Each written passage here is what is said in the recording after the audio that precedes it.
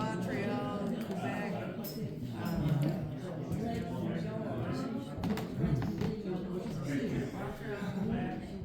and Toronto. I've been in there in the winter time too. Yeah, it's cold up close. It's beautiful.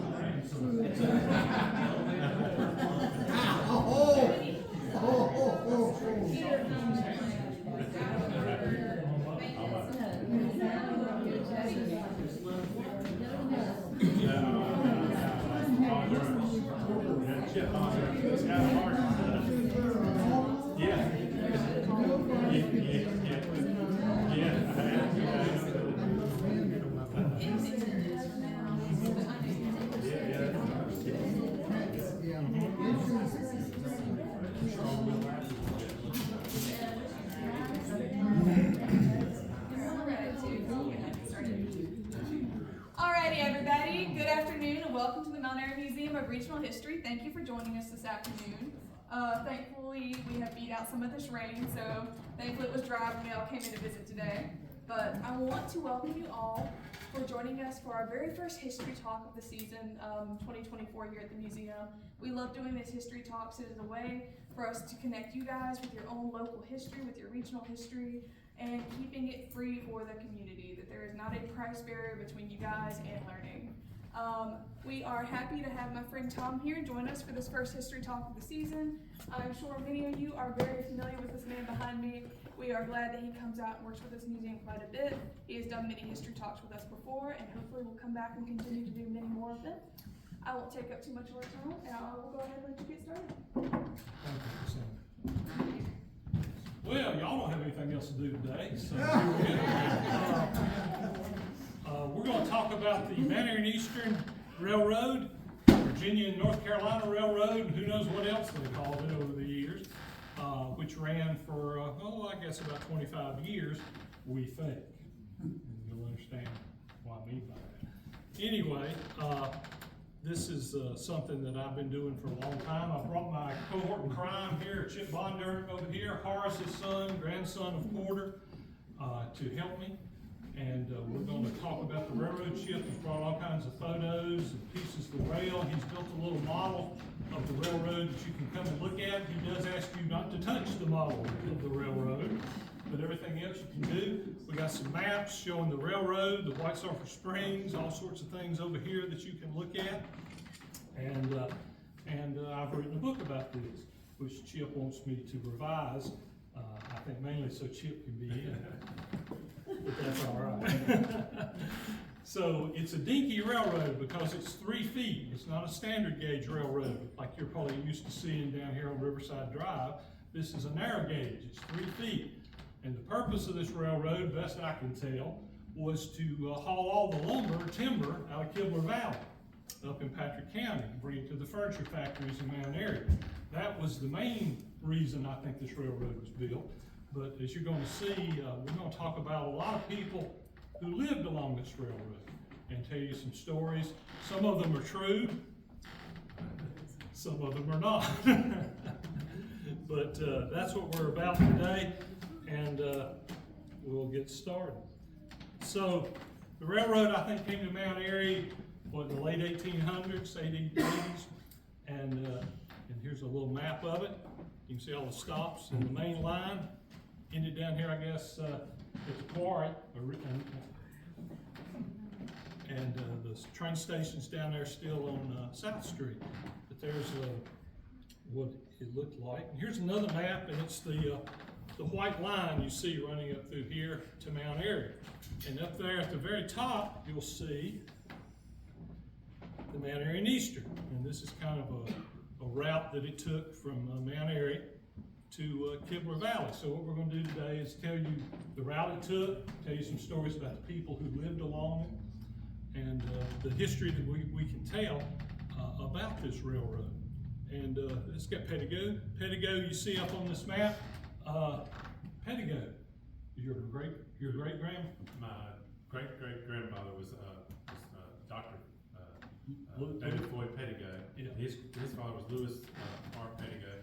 They came here to the Hollow, as they called it then, in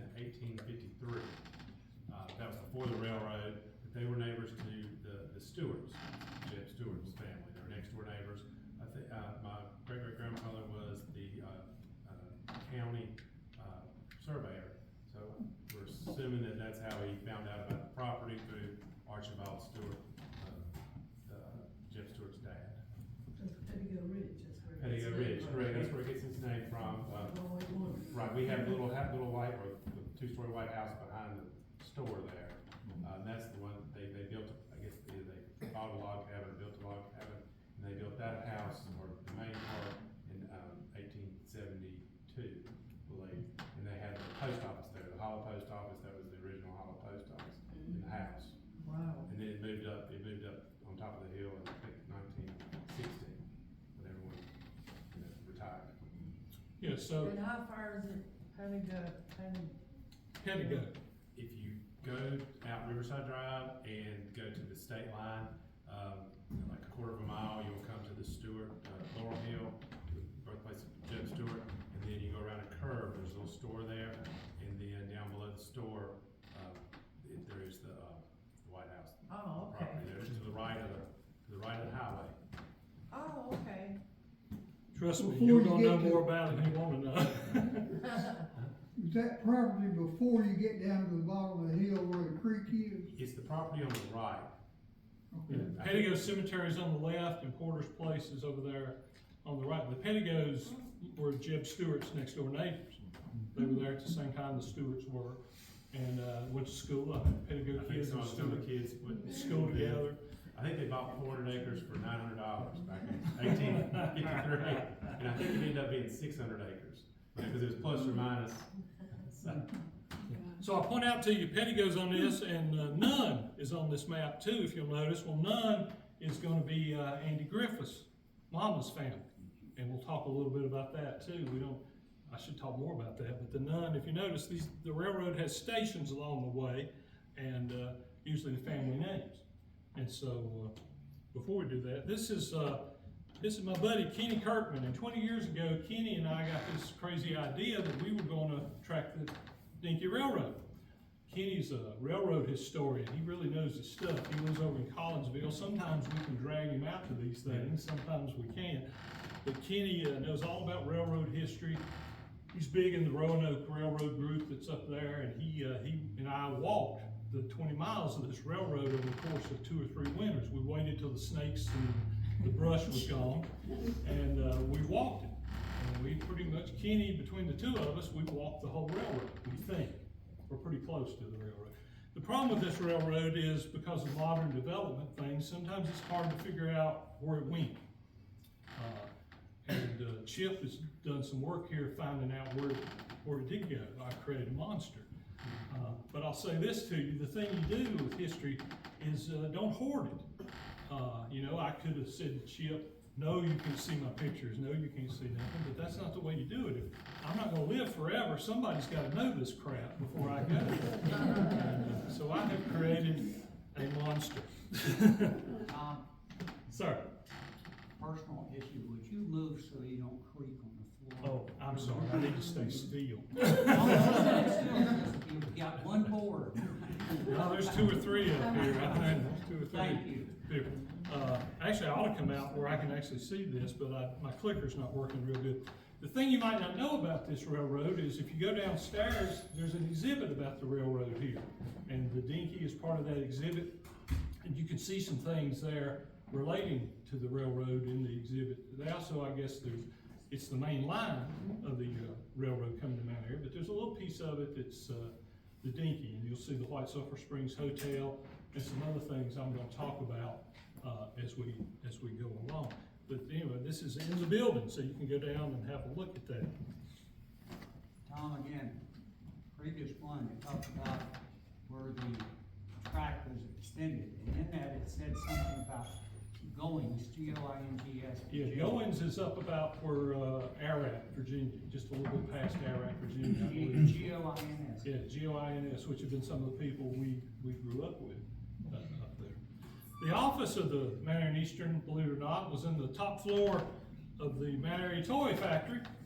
We think it started about 1899, and here's a couple of pictures of the the railroad there, the engine on top. In the bottom picture there on the right is the shops, I guess you would call it, for the railroad. They were there about where, Riverside Drive is there where, Man Airy Oil and Gas is, pretty close.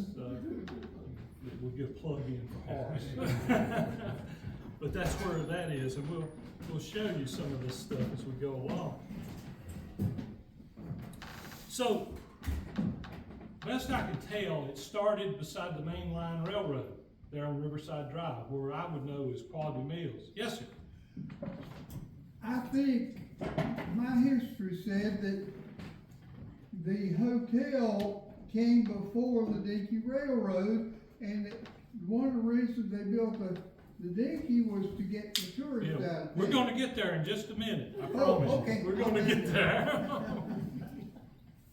But that's okay. I don't mind being interrupted.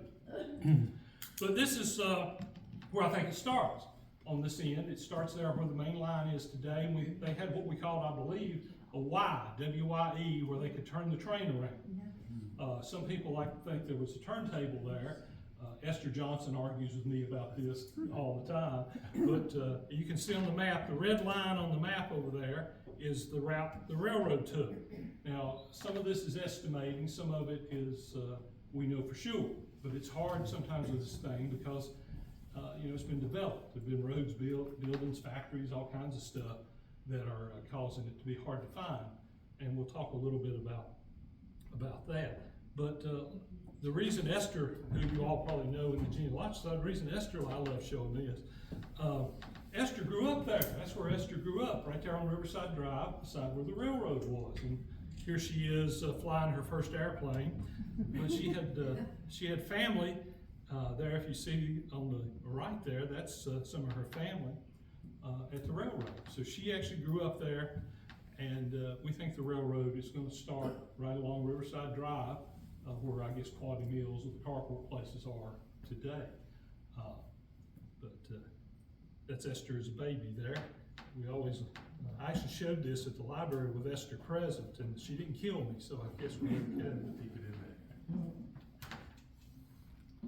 And this is the new Man Airy walking trail. And go ahead, Mr. Bonder, tell us about this. Recently, I was looking through some plats at the county online service, and I found a couple plats from 1924, and it showed, you can look at the ones on the wall over here, the one on the left, it showed the actual route of the railroad, which it gives the trestles, the creeks, and everything. And they had two different plats. They recorded one month, and the next month came back with another one. Well, I started doing research, and we found out that the original railroad actually went to the left of Riverside Drive, and it actually went through the neighborhood, went through the soccer field at the Millennium Charter School, up Cynthia Drive, and then came past Fulton and Bennett Street, and then crossed Riverside Drive, and then came down the hill at the below John School. So we found the maps, and then I went out and did a little bit of investigations to see exactly where it was, to check that out. I actually found a few railroad spikes laying on the ground there, and so I feel pretty confident that is the route. There was other plats, and I have them over there where they had subdivided that property, and it showed the property lines as the railroad.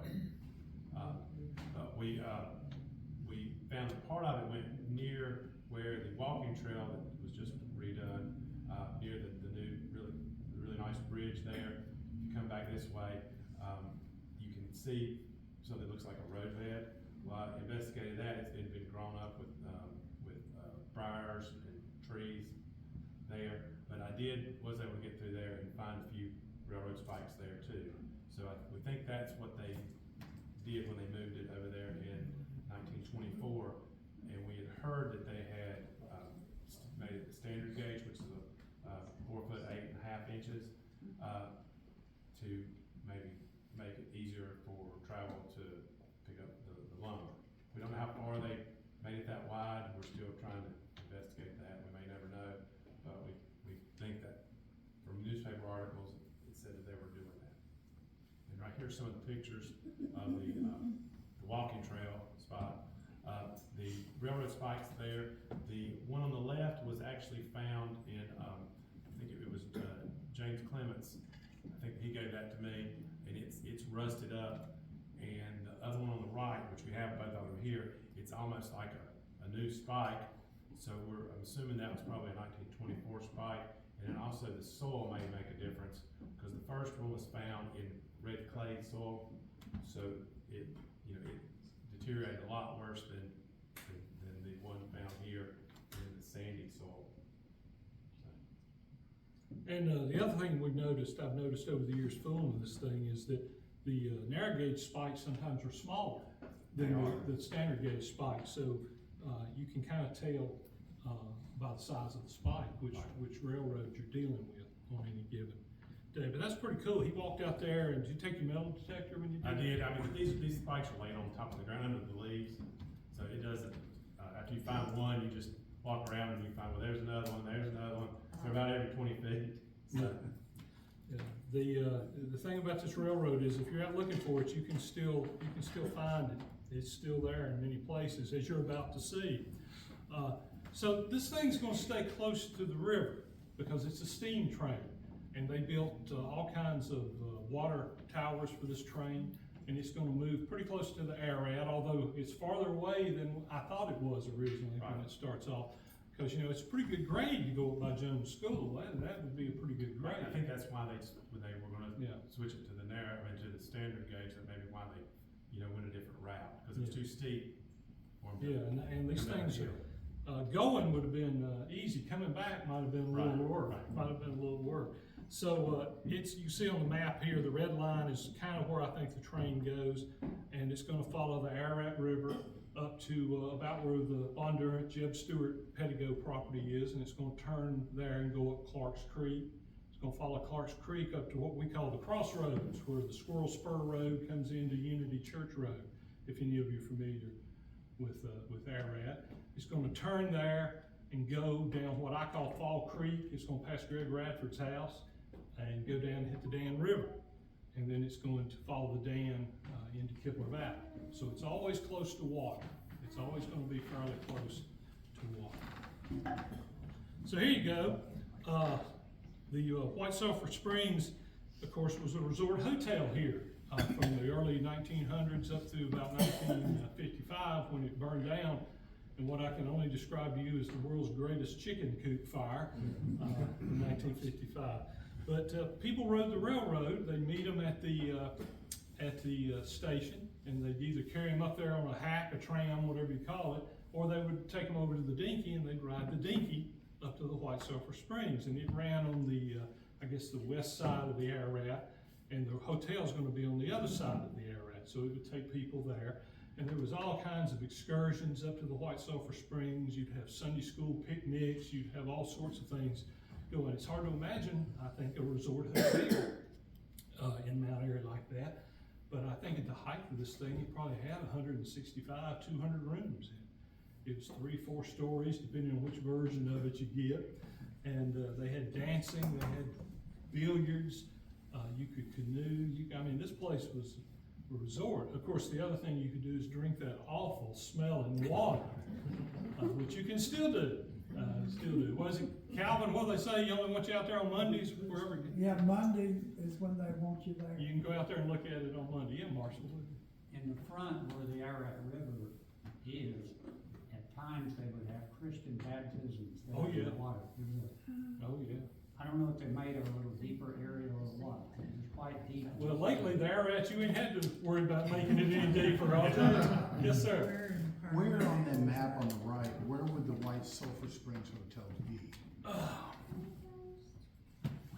You see up there on the top, it says Sulphur Springs.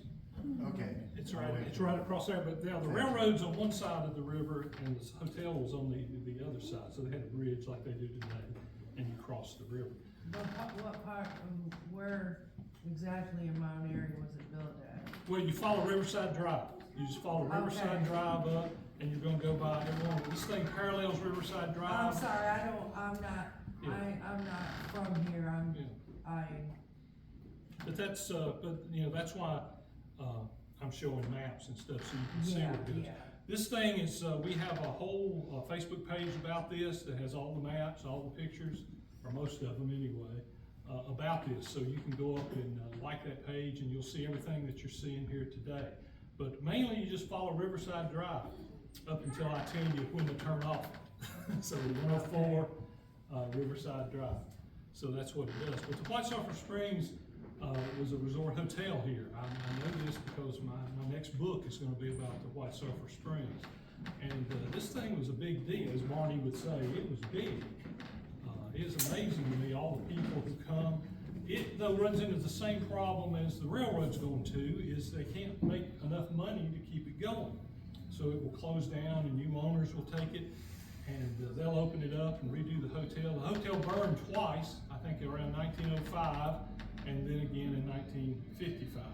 Now, when we were all growing up, that was over Gerald's junkyard, if you remember, right there in front of that. That was where his junkyard was, is the White Sulphur Springs. Sorry. It wasn't a very big junkyard. It wasn't very big, so I spent many hours out there crawling around under Volkswagens trying to find parts for mine in over Gerald's junkyard. Burke Robertson cleaned that up. So, but for years, as I was a kid, it was the junkyard. That's how you knew where the White Sulphur Springs Hotel was. And it was over Gerald's.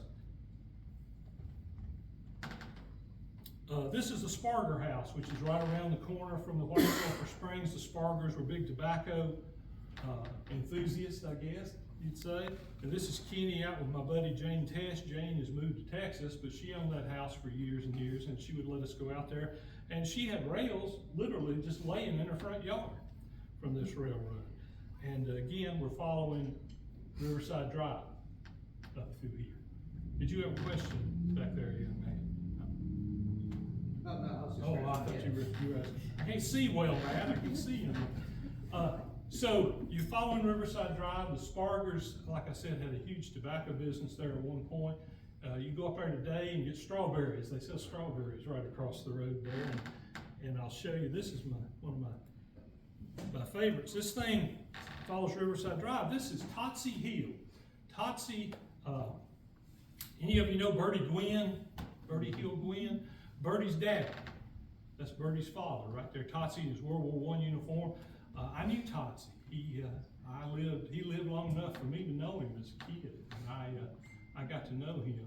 His wife was India, and they came from over near Dobbins in Patrick County and moved over there along the Ararat River. And this is the famous story right here is this. Amy back there, Amy's grandchildren and children have heard this. I almost died right here when I was a little boy because Theodore Gwynn, who was like a second father to me, he took me and Teddy down to visit the in-laws. This was his in-laws, and the Ararat River's there, and Theodore's going to take us across the river, and he takes Teddy first and tells me to wait on the bank. Well, as you might imagine, that didn't go over too well. I jumped right into the Ararat and nearly drowned, and I can still kind of remember this day Theodore Gwynn's big hand reaching down and pulling me up out of that river and saving my life. But that's Totsey. Totsey I know was that was scary. well, it gets better every time I tell it, I promise. And as will Amy's children will tell you, it gets better every time I tell it. But today, that's where they sell strawberries and stuff there right across from Totsey's house. But the other thing there is there's a trestle for the Dinky Railroad right across the road from Totsey's house.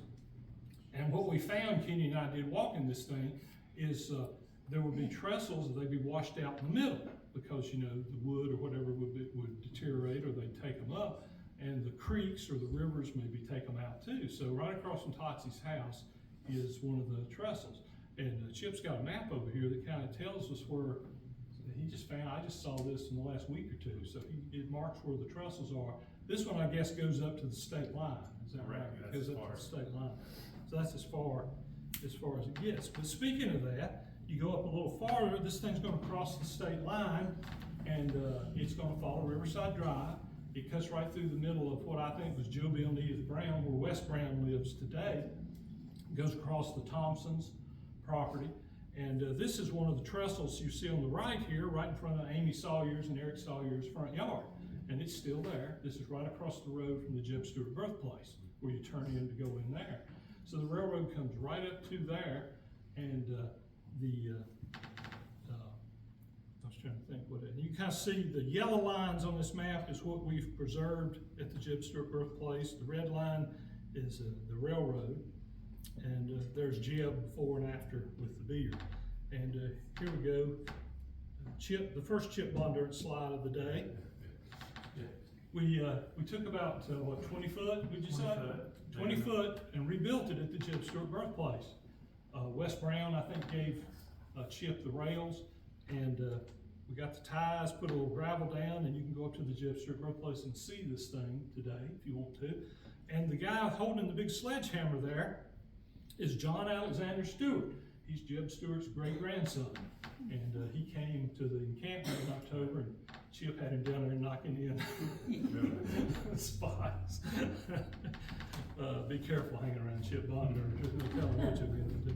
But that's Jeb Stuart's great-grandson working on the Dinky Railroad there. John's an engineer up in Richmond. He's a civil engineer up in Richmond. And here's another one. This is Dave Lusk, who's the vice president of the birthplace, and Dave helped with that. And this is the interpretive sign they put up there about the railroad. And you can go up there and read all about it. And we think it's in the actual bed of the railroad, pretty close. Well, after the kudzu died out, it may be on the old actual road bed, and I think the railroad may have traveled to the right over some. I think it came into the property and maybe hooked back over in front of Amy's, in front of Sugar Brown's house, maybe that way. I think when they go in and straighten out the road, it makes it hard to figure out where some of this stuff is.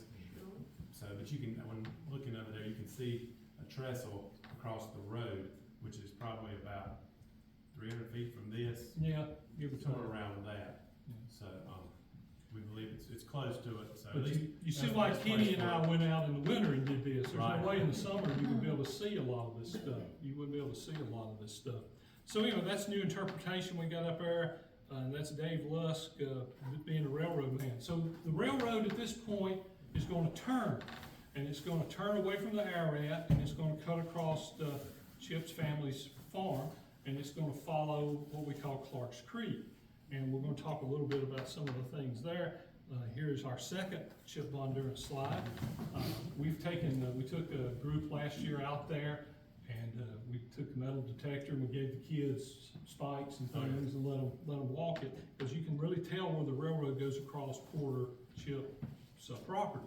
It's very easy to follow there, and if you have a metal detector, it's not hard to find. But anyway, we've been doing this now for about a year, off and on about this thing. There's this metal detector in the back there, and the old man has become a railroad man. My question, Sir? location of the Pettigo Cemetery now, Yeah. is the track on the other side? It's of- be on this side of the This side. cemetery, between Porter's How store and did the they get cemetery. from Sugar Brown's Height property down to? We think it probably cut right across on Sugar's Well, property. I think it crossed, But we're dropping 500 feet here in a very short Yeah, period of time. yeah. So how did they get that? It curved around and came across, I think, Richard Arner's place. Would you say that's right, what it done? it crossed the road, okay, Riverside Drive, I think it may have went to the left into the Jeb Stuart property, and then curved back around, right there before you get to the curve, there before the store. And you can see a trestle on the right since the kudzus died down. So we think it went that way, then curved back across the road, and then went down through Richard Arner's property, and then at Richard Arner's and Porter Bonner's driveway, it curved right there, went back across the hill, and below between the house and the store, and then it went out the ridge there. So it's much farther up the hill. It's not really down on the water yet. It's still up on the side of the hill there, pretty good. Okay. But the Pettigo Cemetery is there to the left of what the railroad would have went. And ladies and gentlemen, this You can is see the picture there. You can see right there, Yeah. that picture on the left. Yeah, you see where it cuts across Porter's property there, the red line. Now this map's a little old. I think maybe we've updated it a little bit. But if you've ever been up there, you start off the Porter store, you start off the hill at Riverside Drive, or what we call It'd be the Airy Highway then. But it cuts right across Porter's property, and it's going to gradually go down. Marshall Rapids is going to gradually get down closer to Clark's Creek. It's not going to be an immediate thing, because that's a pretty steep hill. So anyway, ladies and gentlemen, this is Porter Bondurant. This is Chip's grandfather. Look at him. Look at the picture. Yeah. Yes. Porter lived to be what, about 95, 6? 94. Porter ran the store in Airy when we were growing up, there at the top of the hill, and you go in there, if you were a kid my age, he'd slip you some candy and stuff, and he was a character, let me tell you, he was a character. This is his picture of World War II. He drove trucks for Bradley and Patton's army, back and forth across Europe, supplying the armies. Because by then, even then, Porter's probably a 40-year-old man by then. And I would go and talk to him. You see pictures of me and Porter, and me and Kenny, and Gordon. Jane Robin. And that's them calling now. Anyway, Porter, I showed Porter this picture, and Porter was such a character. He'd say things to me like, "That's a movie star, ain't it, Tom?" And the thing that's great about Porter, and if some of you got here earlier, we have a video, and I'll show you at the end, of Porter and his sister talking about riding the railroad. I was smart enough to film them back then while they were still with us, talking about the railroad. You can also go up to the Jeb Stuart Birthplace webpage and see this when you get home, jebstuart.org, and Porter's up there on that video of it. But you know, he was first hand, he rode this thing. So he gave me first-hand information. The problem I learned with Porter telling you something, though, is if Carrie Sue wasn't present, one had to take it with a grain of salt. If Carrie Sue was present, usually I'm pretty sure I got what I was looking for. But it's hilarious to see a 90-year-old man getting corrected by his older sister. And she would. She had no problems correcting him if he started to tell a big whopper of a story about this. But gosh, I just love Porter to death. He was something else. But he ran the store when I was growing up. And the other thing I'll tell you is, you know, I say this all the time, but find the oldest person you know and go talk to them. Take your cell phone and hit that record button and record them talking, because I promise you, you ain't never gonna regret it. And you know, I'm really glad we recorded Porter and his sister talking about this thing. But you know, share it with the youngins and get the info from the old ones, because we ain't gonna be here forever, and somebody needs to write this stuff down. So anyway, that's Porter. Porter's best line about the railroad was this. I would say to him, "Well, Porter, what happened to the railroad? Where's the rails? What happened to them?" And Porter's favorite thing was to say, "Well, Tom, in World War II, we sold it to the Japanese and they shot it back at us."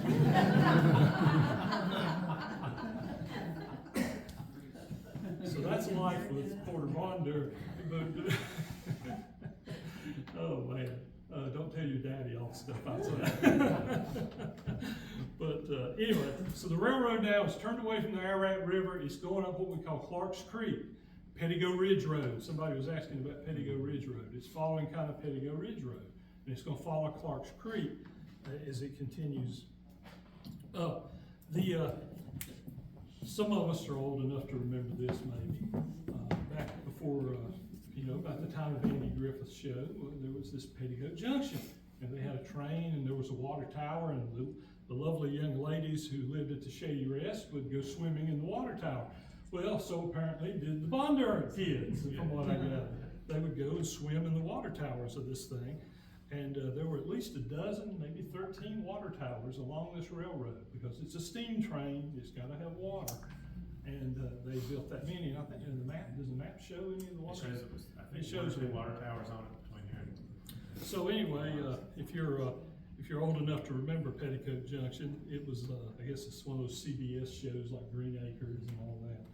But the other thing is, Kenny here, we went across this railroad over the course of 2 or 3 winters, and we never had one landowner tell us we couldn't do it. In fact, they were the opposite. They actually, half of them came and walked with us and wanted to know where this thing went across their property. And Kenny befriended about a gazillion dogs as we went along doing this railroad. And he made a lot of friends.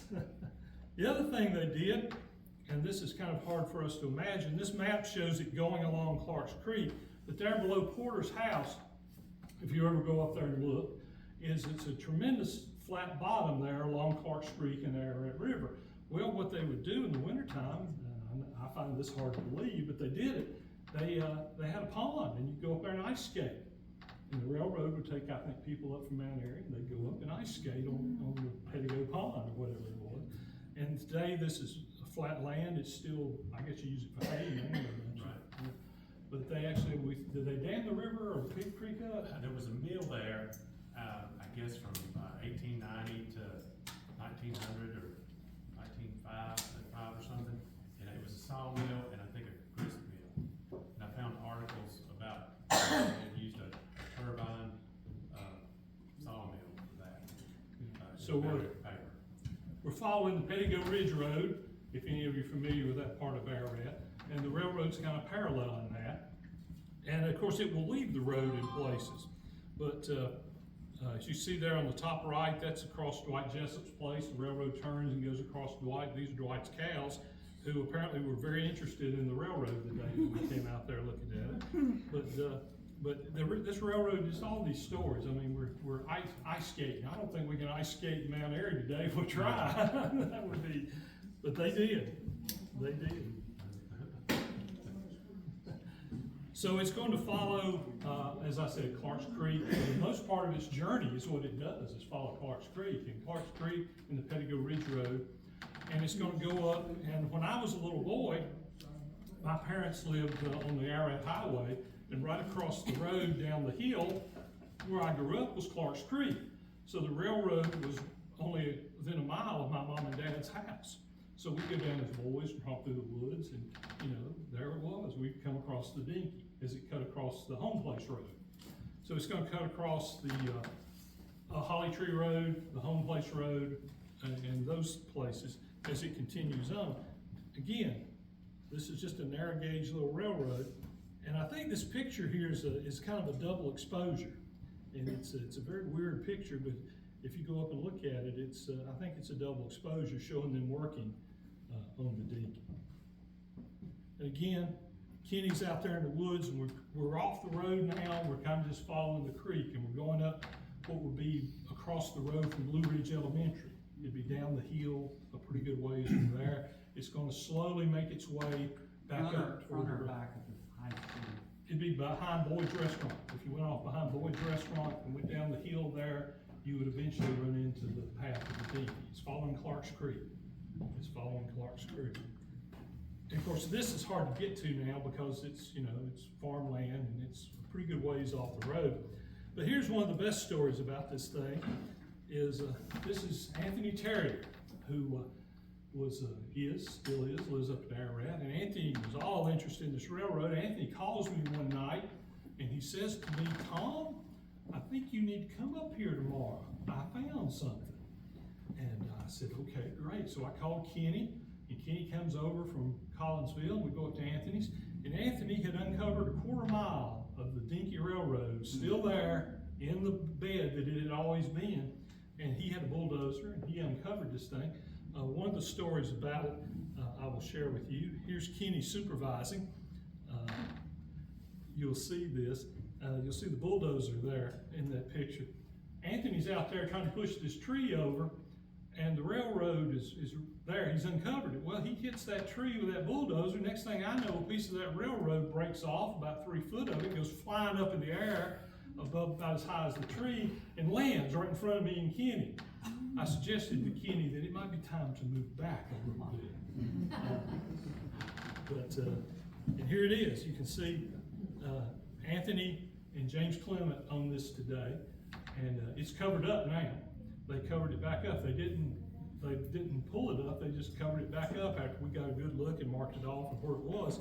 But the thing about it was a quarter mile of this railroad still there.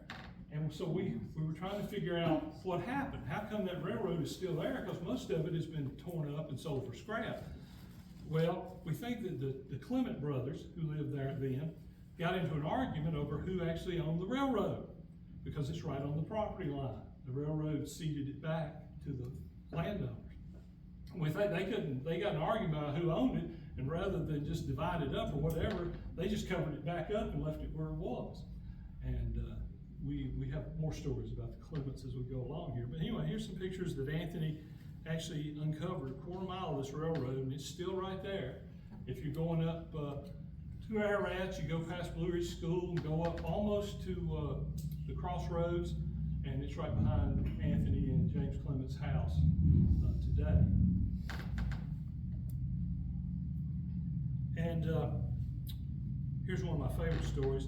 If you notice on the top right here, this is looking up towards what we call the crossroads, where the Squirrel Spur Road hits the Ararat Highway. Well, right in here, we think that they had a siding for this railroad, and they would leave cars and park cars there. And one of the local stories about all this is one day some of the local Ararat boys decided they were going to become train enthusiasts, and they go out there and they undo the brake. And these cars are full of lumber or timber, and they decide they're going to do this. Well, what happens, of course, when you undo the brake is the cars will start to move. And the Clement boys or whoever are enjoying their ride, and all of a sudden the train comes into the main line of the Dinky and it's picking up speed and is going downhill toward Anthony Terry's house. It would be a little elevation there, and they got faster and faster and faster. And finally they decided it might be the time to leave the Dinky Railroad, and they jumped off the cars and let it keep on going. Well, of course, what happens is it's just getting faster and faster and faster. It gets down about Anthony's and derails, and timber goes everywhere. Across that bottom there, it's where there's Ararat River, one of the flood protection dams. It's about where I think this happened. So now the guys I grew up with, yeah, I could see this happening. Absolutely, I can absolutely see this happening. But they jumped on that thing and unreleased it and let it roll, and down it goes. And this today would be, if you know Charlie Clement, it's Charlie Clement's front yard, about where Charlie Clement's front yard is today.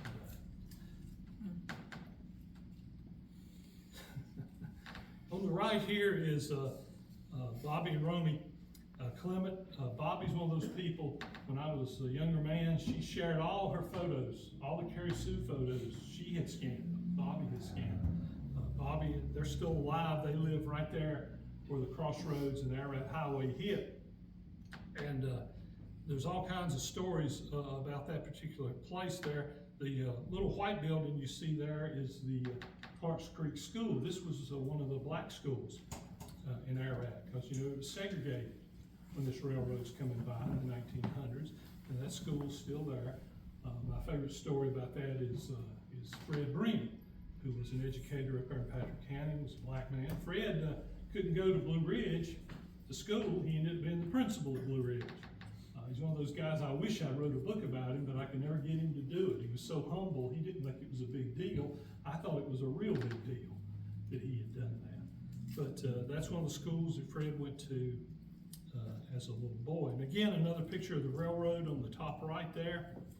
And again, give Bobby a shout out, because half the pictures I have about this, I wouldn't have. And Bobby lived right there. Well, somebody else who lived right there, we'll talk about this, Bob Childers, the man who moved a mountain. Bob Childers didn't become a preacher until he was about 40 years old. Before then, he had a blacksmith shop. He had a blacksmith shop right beside the Dinky Railroad. And he lived there and grew up and raised his children there before he became the preacher. And we think he had a blacksmith shop and lived up on the hill up near where Harry Epperson's house is today. Ralph Epperson's dad, where Ralph Epperson, the radio man, was grown up. But Bob Childers, I think, had a blacksmith shop right along the railroad here.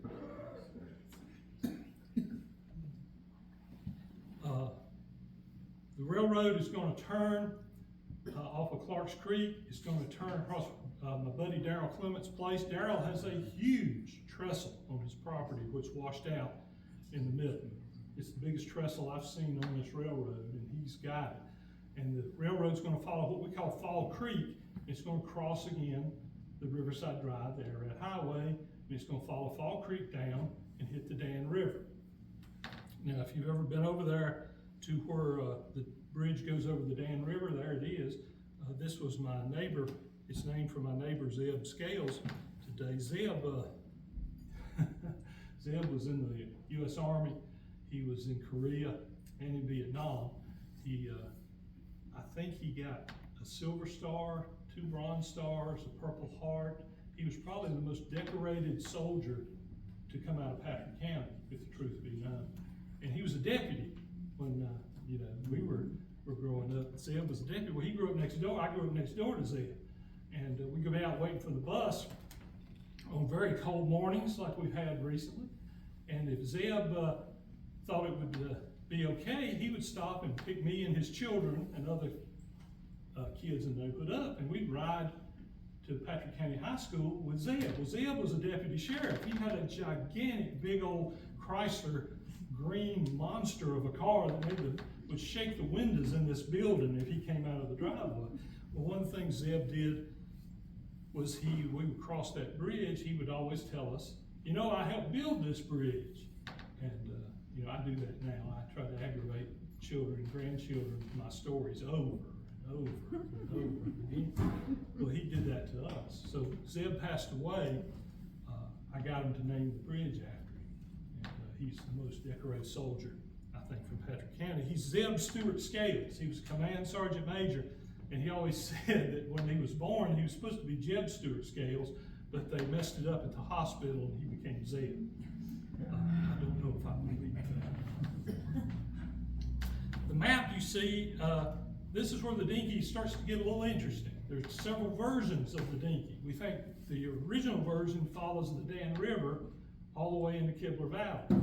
Later, I think they built another spur of this thing, and it's like Bateman Strait. If any of you are familiar with Bateman Strait going toward Kibler Valley, toward Clawville, that long straightaway, I believe that was originally the Dinky Railroad.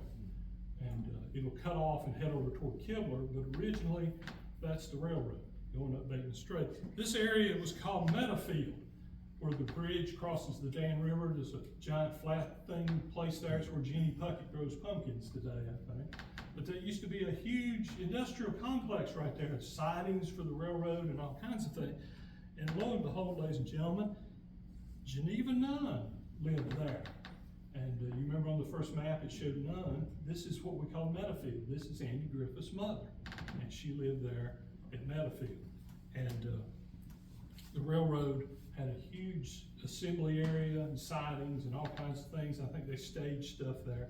And today, of course, it's just a little farm field. But then, right beside the Dan River is where Andy Griffith's mother grew up. And my joke, of course, all about that is y'all all know Andy Griffith's mama was a nun, right? She wasn't a Catholic nun, she was a Kibler Valley nun. But that's her, with her only child. And again, what do I say to you? Find the oldest person you can and go talk to them. Well, when I was in high school, we had a guy named Jim Love. He was a retired colonel from the U.S. Air Force, and he ran the ROTC, and we were terrified of him when we were in high school. He was tough, man. You know, like you would expect a colonel to be. Well, Jim grew up there too, and Jim drew me this map, showing me Meadowfield, showing me where the houses were. One of the things he said was they had had a coal car, a car that was just full of coal, that it had derailed or something, and for a long time, the local people would go out there and take coal out of that thing, they'd heat their houses with it. But that's Jim's map of Meadowfield, and he grew up in Kibler Valley. He was just full of all kinds of stories. He said when he was a teenager that the boys from Stewart ever came over to date the girls in Kibler Valley. The Kibler Valley boys would meet them at the entrance, and there'd be a fight, and whoever won got to date the girl. And that's one of the stories that Jim liked to tell. But anyway, again, this is a hand-drawn map by Jim, and you can see how the rails go different directions there because they have all kinds of setup and staging areas for the railroad there. Jim's no longer with us. He like Zeb, was in Vietnam too, but he was a colonel in the U.S. Air Force. Now, all this area is down where the Dan River goes under the modern bridge. Yeah, it's right there. You cross the modern bridge, and it's that whole area right there, what we call a 90-degree turn. It still is a 90-degree.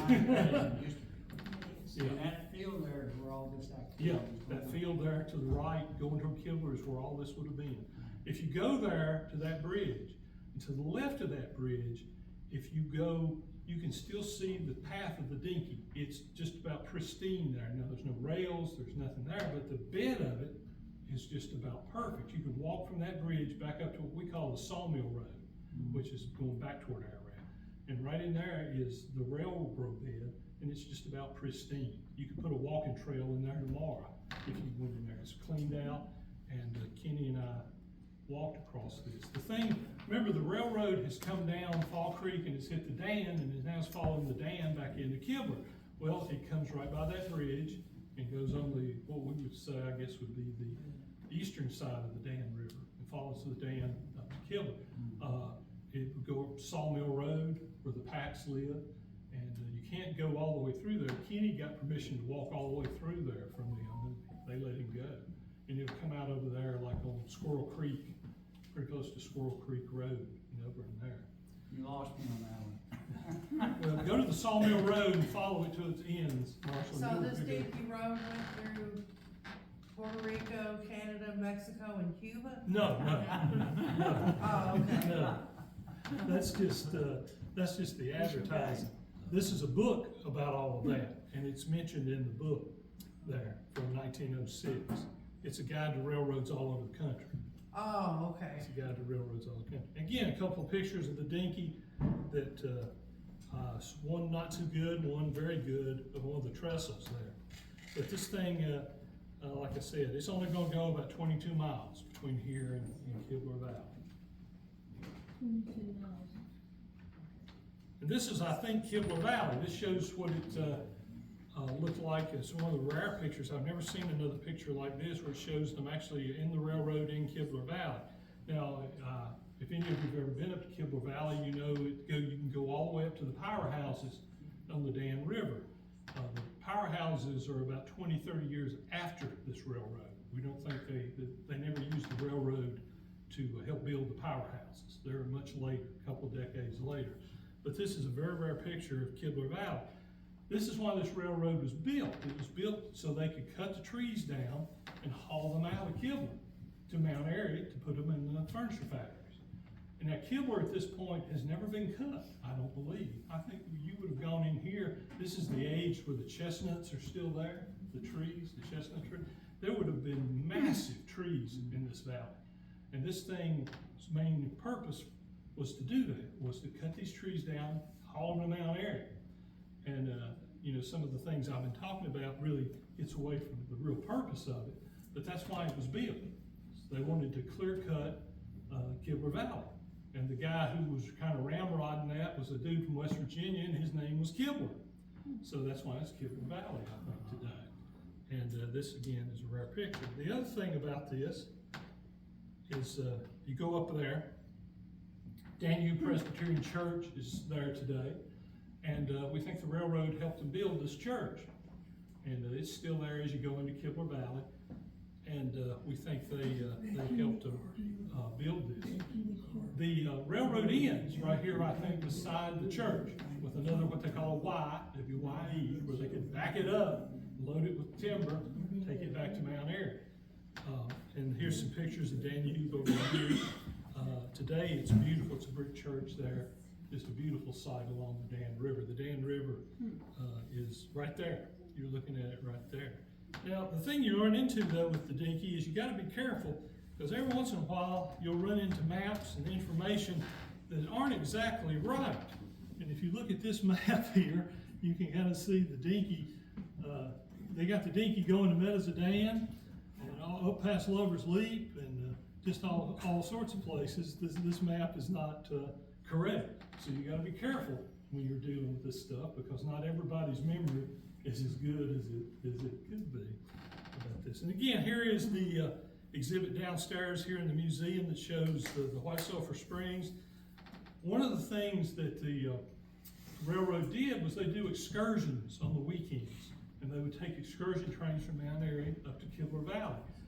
One day or several times, the local militia down here in Surrey went up to Kibler Valley and did shooting demonstrations, and they would have picnics, all kinds of things. The thing, though, that just still to this day blows my mind, at one point they loaded a circus on the Dinky Railroad and took it to Kibler Valley.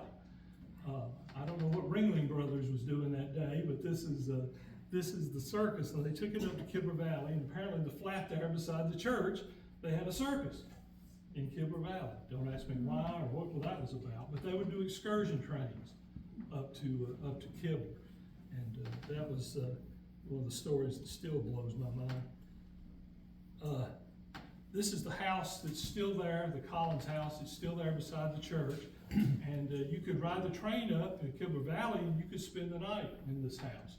It's still there, and I guess a bed and breakfast kind of a deal in Kibler Valley. But that's one of the things the railroad did. So in the course of this 22 miles or so, we of course found all kind of rails, and oh goodness, I guess it's a decade ago now. My buddy Raleigh Puckett, who lives in Ararat, some of you might know Raleigh and Shelby, his wife. They have this thing up near the Dobrin Church called the Hall of History Center, where Raleigh has rebuilt all these cabins, and Shelby has a genealogical library about Ararat folks. So about a decade ago, Anthony Terry gave us about 20 foot of the Dinky, and we went up there and we rebuilt about 20 foot of it there. And oh goodness, Raleigh's in his 60s here, and you see him with the saw and doing all this stuff. Well, what happened was that Kenny and and Ron Hall, Ron's an expert on the Hillsville Shootout. Well, Ron apparently decided that day he was also an expert on building railroads. And Kenny and Ron started arguing about how to do this. And Raleigh, who is not the most patient man I will ever know, he's mellowed some since my youth, but Raleigh got so sick of them that he finally just started building the railroad by himself and let them argue. And but anyway, you can see how meticulous they were in doing this. And here's my favorite picture about the Dinky. Look at those 4 studs. So that's Nash Lawson, Ron Hall, Kenny, and Raleigh. And you can go up there today to the Hall of History Center. And so there's 2 places now that the Dinky Railroad has been rebuilt a little bit. And again, the right here is one of the maps that Chip has found. I don't know if you'd like to talk about any of that or anything. Those maps, I found those maps through the postal system. They're online. You kind of have to dig for them. But every little post office, as part of their, I guess, their recertification, they would have to draw a map. Some of them better than others. Some of them, like Tom would draw, but no. And some of them are better. And they usually have closest rivers, the closest stream, closest railroads. So you can really get a lot of information on the little post office maps. And on the other side of them, and we have a few up here if you want to, pick them up and look and see what they are. But they'll tell about the area, and it'll tell the closest post office. But you can see, where the railroad went and get a better idea comparative to where the post office was. So one of the things that doing this got Danube Presbyterian Church invited Kenny and I to come up to their Heritage Day and to talk about the railroad, because the church literally was there because of the railroad, and they knew that. So we went up on Heritage Day and talked about the railroad, kind of like what I'm doing now. And of course, this is the part that Chip and Dave and some of them built at the birthplace. But I'll tell you, it's hard to find a Bible verse that talks about a narrow gauge railroad, but I did find one about the narrow gauge. So there it is, and we quoted that day. So anyway, that's the history of the Mount Airy and Eastern, the Virginia and North Carolina. It kept going bankrupt, and they kept renaming it and new owners over the years. And we think it ran from about 1899 when they first started it to 1924. 1924, they started surveying to make it a standard gauge railroad. And I think what they were thinking about doing was connecting it over to Stewart to the Danville and Western Railroad. That way we would have a railroad that came all the way through from Danville to Mount Airy. I don't think they ever really got it off the ground. I think financially it was a problem. And then of course the Depression is going to hit in 1929, and I just don't think they ever were able to really rebuild or do anything. One thing that really hurt this railroad, and you can think about this in the last, well, you've seen the rain in the last couple of weeks. You see what the Airy River looks like when it rains too much. There's no dams on the Dan River. There's no flood control on the Airy River. So anytime we had a horrible rain or a storm, the railroad would get washed out in a lot of places. And I think that really hurt them because they could never get it rebuilt, and part of it rebuilt to a certain area, maybe not. But I think that was a real problem. In 1916, we had 2 tropical storms, hurricanes, whatever they were, come through within a week of each other. And I think that really did a number on this railroad, from best I can tell.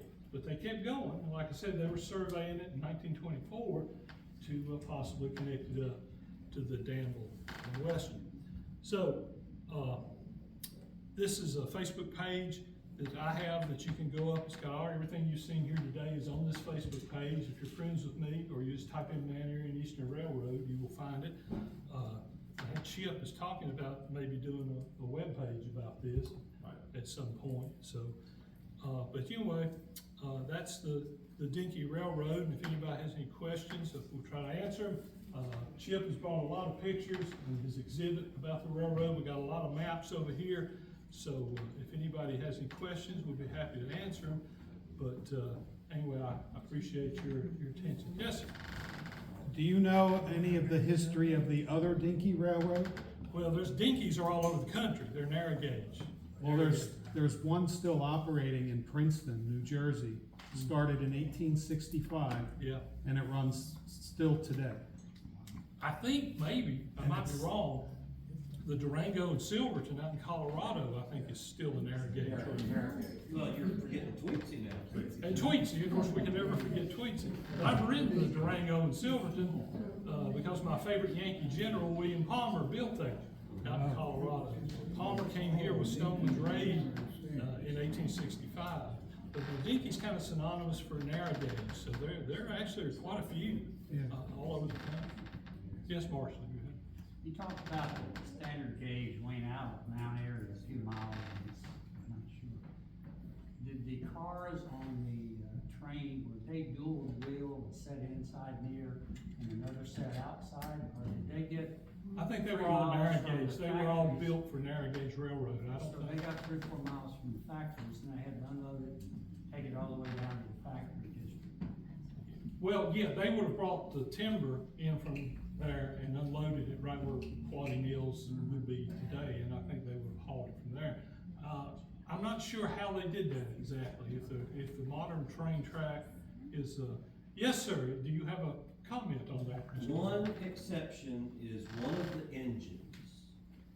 The 280 they used was called an outside frame engine, which meant it had been built for a standard gauge railroad and regauged so that they moved the wheels inside the frames. That's the one you show on the transfer table. Yeah. That's the only piece of equipment that I know of that had been changed over from standard gauge. Yeah. Was that the shade? No, the 280. The one in the first slide? Yeah, you got the picture of it on the transfer table. I believe it's in Georgia. People mistake it for a logging locomotive because the wheels are turned sideways, but that's not what that is. That's the only piece of equipment that I know of. I mean, and that was at Southern Iron Works? I think so, yeah, Right. they were refurbing it. Right, okay. Anybody else? Yes, sir. You have your models here. Do they represent any particular area? Was it the beginning? Oh, he's glad you asked that. This one right here was at the Pettigo Station, below the store on my family's home place.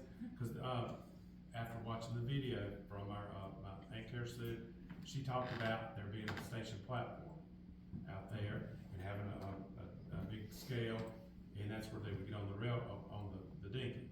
And I think that was out in the field whenever they cut hay, you can kind of see flat area and see where you can still see the railroad bed. And we believe that's where the platform was. It was just a wooden platform, so it got destroyed or they tore it down. But that's what that's supposed to represent. The other's just extra, extra track to display other 20 feet of it? Well, with this one, this side. But How come you don't have a little porta bonder there? well, I mean, I guess guess I could assign one. Thank you for putting that together. Okay, thank you. But, anyway, I just thought of that, we need a little Porter on that. Do you remember any stories he told? This is Porter talking about the railroad. I'm gonna start this when we're finished, if y'all wanna watch Porter and Carrie Sue, I talk don't, about. I mean, he just would tell me, I wish I'd ask more. I mean, I would always go out there when I was younger and find railroad spikes. I guess that was probably in the 80s maybe. And, you know, my dad would say they'd pick up all the railroad spikes, they had a bucket of them, because they would pick them up out of the field, they're in front of the house when they were, you know, planting tobacco or something. So they would always do that. He did say, I don't know if he said that or my grandmother said that she would remember when she was a little girl that she'd see that big hay stacks catch on fire from the cinders. I think that upset a lot of the neighboring farmers, you know, when the train came by. And one of the things you see in the newspapers too is people suing the railroad because their field catch on fire. Right. Because the railroad would come through and it would, and Kenny and I, when we walked this thing nearly 20 years ago now, is, the railroad was marked by kind of a white rock. Every few feet there'd be a kind of a white rock that was kind of, I think, marking the right of way in this thing. But there's all kinds of stories in the newspapers where people are suing the railroad because it caught their hayfield on fire, or it caught something on fire because, you know, it would just fly out of that thing. If you've ever ridden Tweetsie or another railroads, you know if you're behind the engine and the wind's just right, it can be a less than pleasurable experience riding a narrow gauge railroad like that. But the only one I ever remember riding in myself was I rode the Durango and Silverton over to Colorado, and that was an experience, man. That was an experience. Yes, sir. Did you? Matt, did you have a question back there? You answered it, you're getting ready to start the video. I thought I forgot it. But this is 90-some-year-old Porter and his older sister, and Carrie Sue. If you know Mary, who ran the Snappy Lunch, Carrie Sue is her grandmother, and her mother Emily is in this video. But it's mostly Porter and Carrie Sue just talking. So if y'all want to watch some of that, you can. You can go up to the Jeb Stewart webpage and watch the whole video if you want to. But anyway, anybody else? Any questions, comments? How much farther do you think the railroad went beyond Danby Church? I think it ended right there. I think what they did is they had a Y and they would turn it around and they'd back it up towards Barnard's store. And I don't know that it ever really got as far as Barnard's store, but I think they got it up pretty close to the river. And I think they had ponds, mill ponds, where they would cut the trees and float them into the river and float them into them ponds, and they'd unload and load from there. But we don't know really exactly, because there's some places we got great maps, and some places we got no maps. So a lot of it's oral tradition, families telling us stories about it. A lot of this is family tradition, people talking about it to us. How many flat cars would they haul on that? It's in my book, I don't remember exactly. They had quite a few flat cars. It was, I forget, 3 engines and. They were train engines, and then they, and I can't remember, we found, I think maybe listed in some of the mortgage information for that's recorded in the Patrick County Courthouse, the different types of engines, or the number of engines, number of flat cars. I think there's a list in there, but I can't remember exactly. Yeah, I think there's a list in the Probably book. had 25 or 30 cars. Yeah, of course, what they would do is, you know, they'd load on weekends, they would load excursions up and take them up to the White Sulphur Springs, and people would be sitting on the back of sitting on the flat cars riding up to the railroad. And like I said,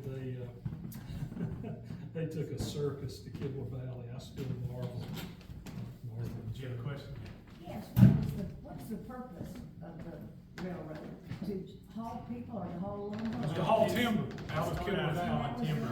And it just happened to coincide and take people to the hotel, or? Yeah. Right. And they would do mail, the train would take mail. Did you say what, 22 miles? Yes. From Riverside Drive to Kibble Valley. And then they turn it around and you go back. They'd haul the lumber or timber out when they came back. So on the way up there, there's nothing really on the train most days. But on weekends, they'd run excursions. Holidays there. Holidays up to skate on the pond or go to the White Sulphur Springs. I guess they were trying to build goodwill and stuff. The problem with the railroad, though, is they can never really make much money. And its main purpose was to haul that timber out of Kibler. And again, go back, think about this is the early 1900s. Kibler's never been cut. It's virgin forest probably, I think. Never? Never. I don't see any way it ever been cut before then, to any degree. And so they're hauling all of that out. Now think about it, this is when the chestnut trees are still there. I bet there were trees probably as big around as this room in Kibler Valley then. Really? I think so. I think they would have been huge. Never been cut. Well, Never been cut. what happened to the railroad? Just Bankrupt. bankrupt? I think it went bankrupt. I think they, the floods did a number on it.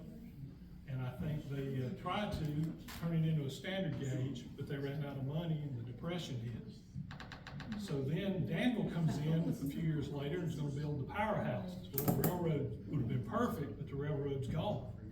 The railroad's gone. So did they just dig up the rails or people? Sold them for scrap. Right, in 1933, there was a newspaper article in the Mount Airy News that had, the scrap company came in and just, sold the scrap, loaded it up on railroad cars, which is ironic, loaded it up on the Southern Railroad cars and just sold it for scrap. They said they were dismantling the narrow gauge cars. And they shipped the engines to different places. I think they sent some to, was it Cuba? I think Yeah, one of them ends up in Cuba. Right, a sugar cane factory. Or Is there plantation. anybody still alive that remembers when the railroad used to go through their property? No, most everybody's gone because it would have been 100 years ago this year was when they would have started surveying again to make it standard. And I think Porter and Carrie Sue probably is two of the last people who actually rode that train, and they're both are long gone. Yes, sir. Now, this is not my question. But these particular people want to know how in the world the right-of-ways were picked out, purchased. Is there any idea? Well, I think they went around probably to the landowners and bought right-of-ways, or I don't know if they eminent domained out, but they could have eminent domained it or anything. I don't know, some of our maps, if you look at our maps through, the Fulton property, which is property, before you get to Jones School on Riverside Drive. I think that was the Fulton Farm on the right, and I guess they probably had the left too. Part of that, the railroad went through the edge of the property line. So they may have just, bought a right of way for that property. There's another map, I think, George Fulton over there where they purchased a right of way through their piece of property. I would imagine they bought something. They would have returned it to the landowners after the railroad went defunct or whatever. You mentioned those white rocks, which could have been odd, river rocks out in the middle of nowhere.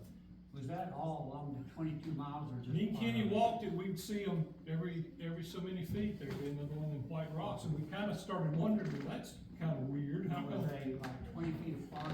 They weren't exact, it's hard to know, Marsh, because, it's been so long, we think farmers have moved things and dug things up, but Kenny and I just started noticing these white rocks. And, he started to realize that, well, this thing's following the right of way.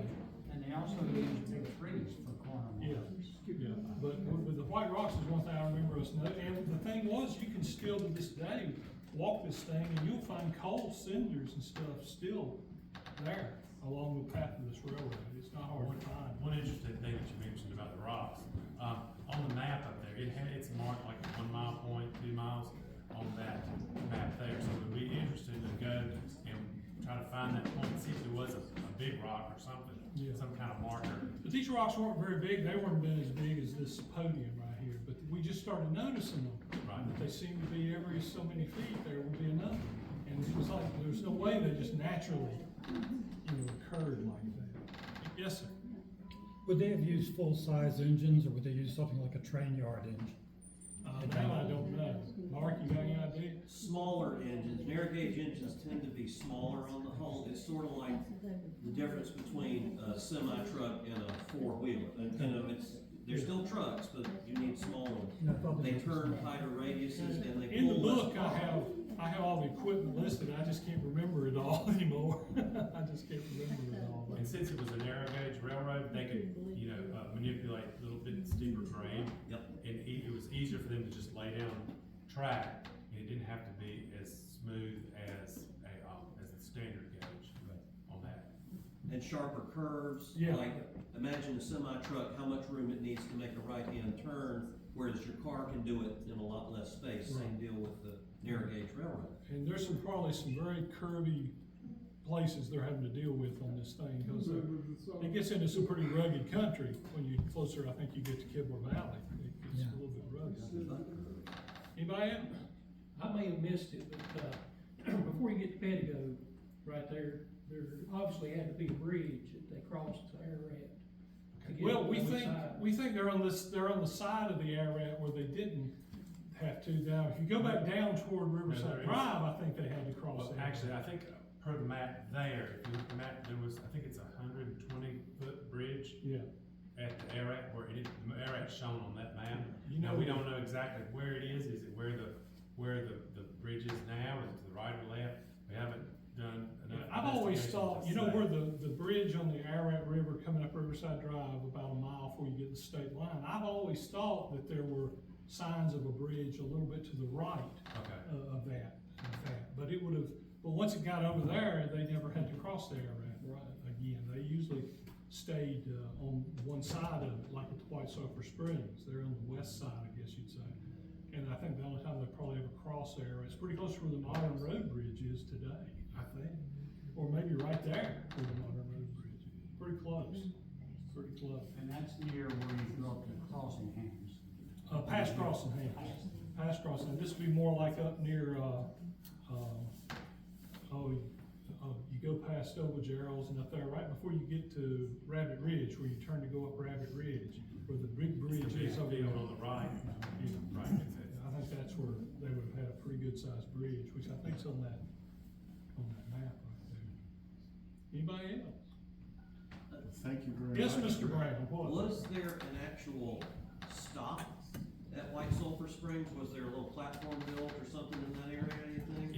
We have a map here, and it shows, it's a good map, and I think. You can walk over there and point. Yes, I'm sorry, I guess I should have been better, so. I usually don't allow him to move. Gotta move, so. This is a map, of White Sulphur Springs when they were going to subdivide it. We believe, There you go. okay, that's great, that's what I did. It shows the road to Mount Airy and the road to Virginia, okay, and then it shows the railroad at this point. I checked the scale on the map. As nice as the map is, the railroad should be somewhere around 140 feet from the river, okay? Right now, the existing road is somewhere in here, so right there.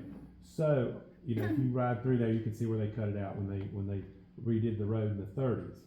The White Sulphur Springs Hotel is gonna be to the left. Yeah, the Sulphur Springs Hotel, okay, this is the little road that goes over here. The hotel should be somewhere over here. But no actual station, no actual flag As far, stop? no, it doesn't have one showing here, and it does have where the Sulphur Springs are and the dance hall. So we don't know if they had one there for sure or not. I don't know of any pictures. I've never seen a picture. Well, maybe they slowed down to 20 miles an hour. But they were supposed to, they had to get them off The there, thing so I I'm think always they. talking to Porter and some of them is this, if you would let them know, they would stop for you. They would stop because they delivered mail, to people up towards Ararat and things, and from what I remember, they would stop for you if you were out there. Hey, I need a ride to Mount Airy, And then they had a platform, just a wooden platform, that would be long gone on that. So they would start, at a certain time every day coming out of Mount Airy, and if you would know about what time the train was coming through, and then they'd go up to Kibble, load up and come back, so you know about what time they were coming back. So I think the locals, especially maybe this character right here, would know exactly when the railroad was coming through to see him. But I have a sneaking suspicion Porter Bonder hitched a ride Yeah. on the railroad without paying for Yeah. it. What's that map of? Okay, this is, it's Crescent Heights, and it was J.K. Reynolds, and they were gonna subdivide the, if you're going out Riverside Drive, the left-hand side of, across from Sulphur Springs. Right. So, let's see what the date is, okay, it's July 16th of '09, that's when they wanted to subdivide this. And there was also supposedly a golf course somewhere around there. And see, right there is the road that's there today, I think. Correct. That was going to be a housing development? It was, and the lots were, I think, 60 feet frontage on that. So it was on that hill to the left, going up there, up that hill there. And this is, I think this is the main, it says Main Street on here. That maybe, is it Mickey Lane or something maybe? It goes up the hill, right across So from what it. Reynolds was that? J.K. Reynolds, he owned hotels here in town. He owned the White Sulphur Springs in the early 1900s. The White Sulphur Springs, I think, burned in 1905. I think he may have been the one who rebuilt it. I forget. Is it still, that hotel still up? No. No. The hotel burned again in 1955. They had turned it into a giant chicken coop, and it supposedly killed 20-some thousand chickens when it burned down in 1955. But today, I think the main road today across from the White Sulphur Springs is that road right there on that map. But, well, yeah, that's the main road. It's the one that goes from where it crosses Riverside Drive on up the hill. Does it say how much these lots are gonna be? No. I didn't find that, but No. So that's I wonder if they're gonna It's right sell before you lots. get to Willis well, Gap. the American Realty and Auction Company says that it will be sold by them in Greensboro. But So if you can find J.K. them. Reynolds owned one of the hotels downtown. He maybe owned the Blue Ridge Hotel, Blue or Ridge Hotel. he used it or leased it for a while. And then there was another hotel, Amy and I were talking about that this week, the Central Hotel, which is probably about where Marty's Antique Mall is today, the Antique Mall on Main Street out here. I think that was about where the Central Hotel was. So there were 2 or 3, maybe 4 resort hotels in that area. The Central Hotel, is that where? I think the Central's where the antique store is today. I think it was also the Reynolds Hotel. Yeah, it was the Reynolds Hotel too, so he owned several different things, and he ended up owning the White Sulphur Springs as well. But like I said, the hotel, like the railroad, the problem was it went bankrupt, or they ran out of money, or it burned down, and so you have all kinds of different owners over the Who years. bought it for turning it into a chicken coop, do we know? I think that it was a guy named Beamer. I don't know if it was related to the Mayor Beamer, y'all might remember him, but it was owned by the Beamers then, I think. But it changed, Lord, it changed ownership so many times, it's just unbelievable, the White Sulphur Springs. And continues to kind of follow that I remember pattern. when I was a little girl, we used to go out there and Daddy would go down there and get a mason jug full of that water. Oh, yeah. It was worst stuff. Yeah. Worked for lunch his life when he had a heart Rotten attack. rotten eggs, and you can still go out there. Calvin will meet you out there Monday if any of y'all. I'm interested in the lots. Yeah, but these are across the You let road. it sit overnight and it doesn't have that odor. Does it go away? Yeah, it's with the next morning. But you know, sulfur water was a big deal. People came, like the White Sulphur Springs in West Virginia was a huge hotel. The Greenbrier today, they all started, I think, because of the sulfur water. And this did too, and it amazes me. And I'm working on a little book about the White Sulphur Springs, and the thing I've learned, we've got actresses, politicians, all kinds of people rolling into Mount Airy to go to the White Sulphur Springs. And sometimes there was this gal named Faye Templeton. She was a stage actress. She was only in like 1 movie, but she brought her, quote, millionaire boyfriend with her to the White Sulphur Springs, and he tried to buy Lebanon Hill. He was going to buy the whole thing that's Lebanon Hill up here, because he was a millionaire. But the problem was with her is she had several millionaire boyfriends, and I couldn't figure out exactly which one it was. Oh my goodness. Anybody else? Oh Lord. This map right here, I'll use my pointer. This is the map from where the railroad starts to the state line. And that was some ship found recently. But anyway, I appreciate your time. The one thing I'll say to you again is don't hoard it, and find the oldest person you know and go talk to them. Because I promise you, you will never regret doing that.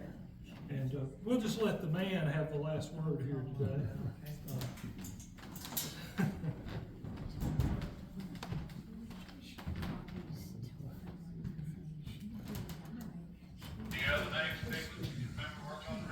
I don't know it off the top of my head. I could find it for you.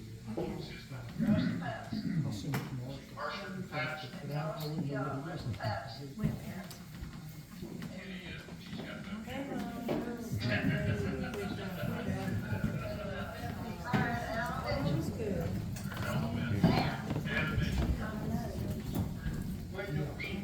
is.